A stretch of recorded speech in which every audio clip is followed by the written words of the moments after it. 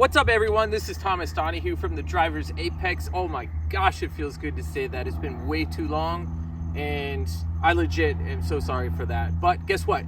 We got wheels for the E30. Last time you were watching my videos, these BBS RMs were not on the car, and guess what? Now they are here. So look for a video to post soon. What we're gonna do is I've got from Motorsport Hardware studs. We're gonna put studs and lug nuts on it. Also, these are supposed to be 57.1 millimeter bores. For some reason, I think this is 60.1. These are 57.1. So I've got hub adapter rings here. We're gonna try them out. So make sure you look for that video. That'll post soon. Let's pause there. Let's do a walk around to the car, show you what's up, and then we'll come back.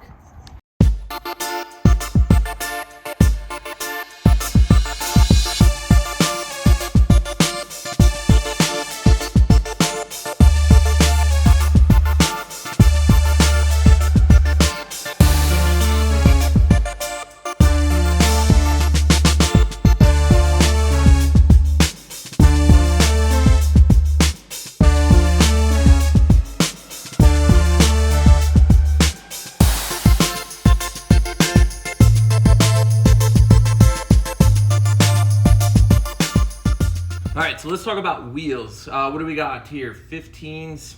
Got some scraping here. I had some people in the back. 15 by 8s, not 15 by 8.5. A lot of people said go with 15 by 8.5. But what I didn't want was the tire to be too rounded. I really didn't want to deal with that. And of course, these are 4 by 100s right there. They're not 5 by 120. That was filled and re-drilled to 4 by 100. And then the fronts are 15 by 7.5. So we've got a ET21 up front and an ET15. Oh my gosh. And an ET15 in the rear. Gotta wipe these off. One of the things that I need to do is, like, right here is I just need to roll the fender just slightly, because there's this pocket of the fender that's just catching.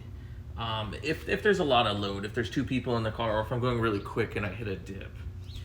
So why did I get these wheels? I really wanted 15s. I did not want 16s. 16s look fantastic.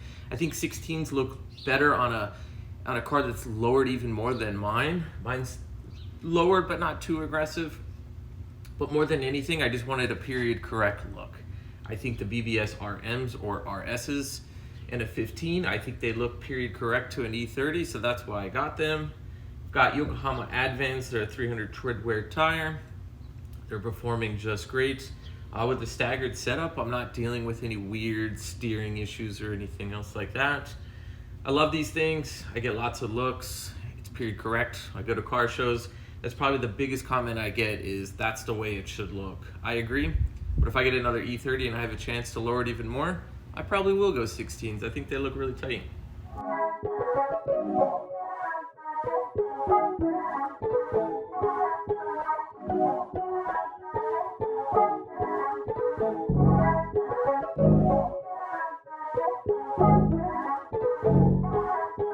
All right, so you might be curious, how much did I pay for the wheels? How much did I pay for tires? Where did I get the wheels?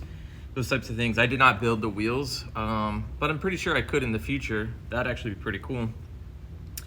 If you frequent Rev Limited, I got them off Rev Limited. I connected this guy named Reyno. He's really cool. He spent a lot of time with me. And then we figured out what lips, what offset, stuff like that would look best on this car. I didn't want to push them out any more than necessary, especially with a 15. I think going too wide on a 15 looks silly. So I think beyond 8 or 8.5 in the rear and 7.5, maybe 8 in the front, anything more than that, I don't know that it looks good with a 15. On a 16, yeah, for sure. How much did I pay? I think I paid about $2,400 for the wheels, which is a lot of money. But new lips, new BBS bolts, all that good stuff. I got them ceramic coated at Aesthetic Auto Spa in Tucson. Check out Juan, he's a super cool dude, and his team. And then tires were from Tire Rack. I think I spent $108 each on those. And then install, I use Tread Connection in Tucson because they're one of the few places that can mount a 2-piece wheel without destroying them. So that was another $150 for probably $800 in tires. So we're probably at like $3,200 for wheels and tires for this setup. I think it's one of the best investments I've made on this car. I absolutely love them. Makes the car look completely different. But paint will probably be the biggest upgrade that we ever do to this car. But at this time, wheels and tires, I think hands down are the best investment you can make. All right, guys, I'm out. Thanks for watching. Hit that subscribe button, like button, and as always, please drop a comment. I love comments. There's nothing more important to me than responding to questions, stuff like that. I love answering those things. Look for Motorsport hardware studs coming in soon. I'm super excited for that. We're finally going to convert to studs. I'm tired of the lug bolts, that whole process. That's annoying. What else? Hub-centric rings will be here as well, and then we're going to kick it over to the cooling system. So that'll be the next video after the Motorsport hardware install video.